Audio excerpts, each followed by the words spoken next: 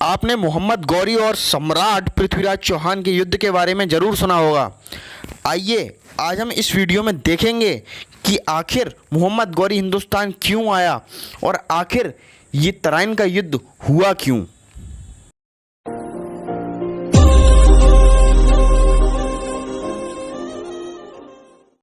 सन 1030 Mahmood of Ghazni की मृत्यु हो चुकी थी। इसके बाद 150 साल तक महमूद के वंशजों ने पंजाब के रास्ते से हिंदुस्तान पर अटैक नहीं किया।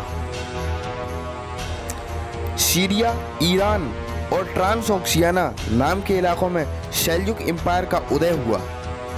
खुरासान के कब्जे के लिए सेल्जुक एम्पायर ने महमूद के बेटे मसूद को हरा दिया। मसूद लाहौर में आकर छुप गया और इसके बाद मसूद ने हिंदुस्तान में फिर से लूटपाट मचाई।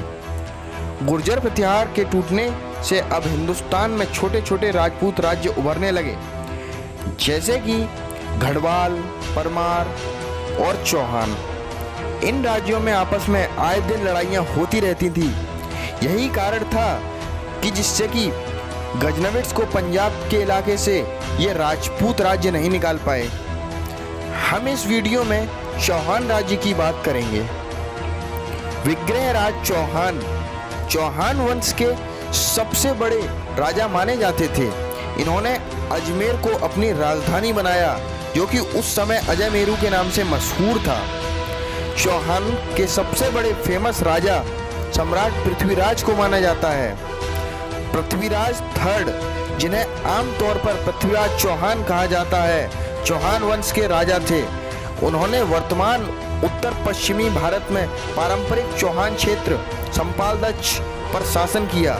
उन्होंने वर्तमान राजस्थान, हरियाणा, दिल्ली, पंजाब, मध्य प्रदेश और उत्तर प्रदेश के कुछ हिस्से पर भी अपना कब्जा जमाया और वहां शासन किया। पृथ्वीराज का जन्म चौहान राजा सोमेश्वर और रानी कर्पूर देवी के घर हुआ था।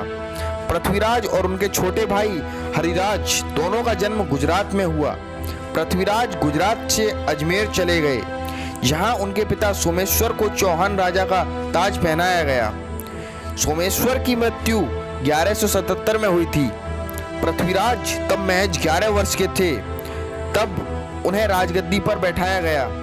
पृथ्वीराज जो नाबालिग थे ने अपनी मां के साथ गद्दी पर विराजमान हुए।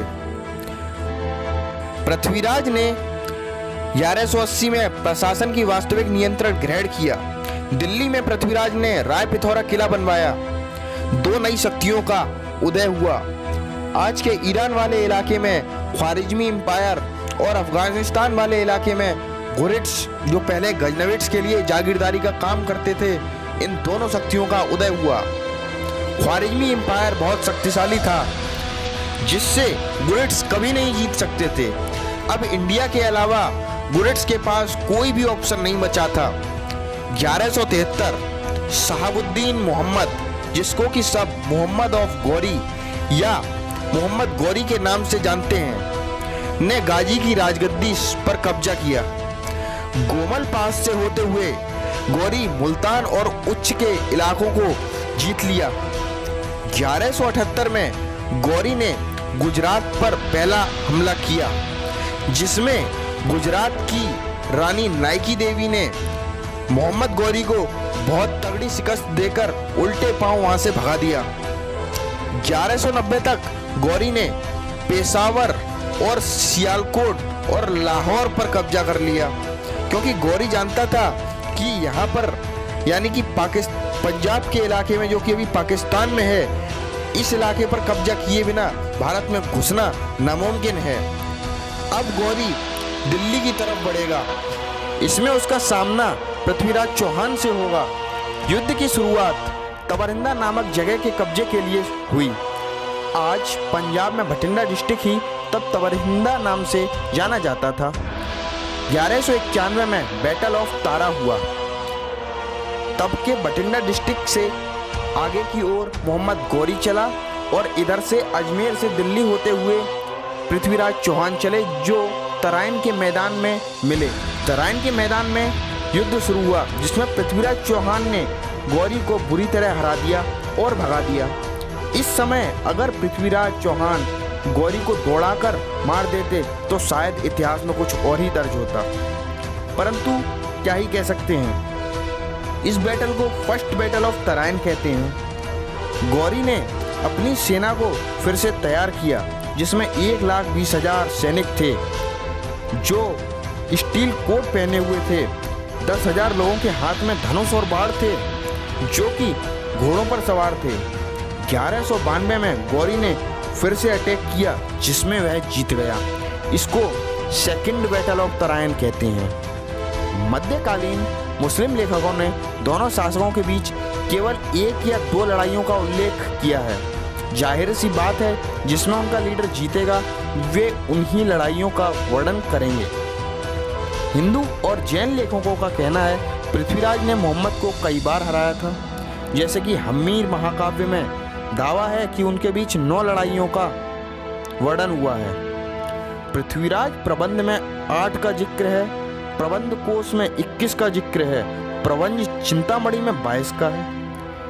यह संभव है कि पृथ्वीराज के शासनकाल के दौरान गौरियों और चौहानों के बीच 2 से अधिक मुठभेड़ें हुई। पृथ्वीराज चौहान की हार का मुख्य कारण था कि उस समय के राजा एकता में नहीं मानते थे, आपस में किन्हीं कारणों से लड़ते भिड़ते रहा करते थे। उस समय कहा जाता है कि जयचंद ने मोहम्मद गौरी का साथ दिया।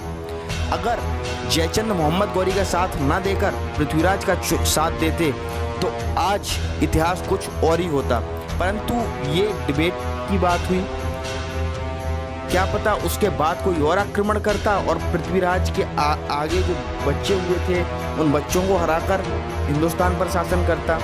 ये तो बहस की बात है, आगे बहुत लंबी खिंच सकती है। चलिए इस वीडियो को हम यहीं ख़त्म करते हैं, आगे मिलते हैं किसी और वीडियो में। तब तक चैनल को कर लीजिए सब्सक्राइब, वीडियो को कर लीजिए लाइक और कमेंट कर दीजिए।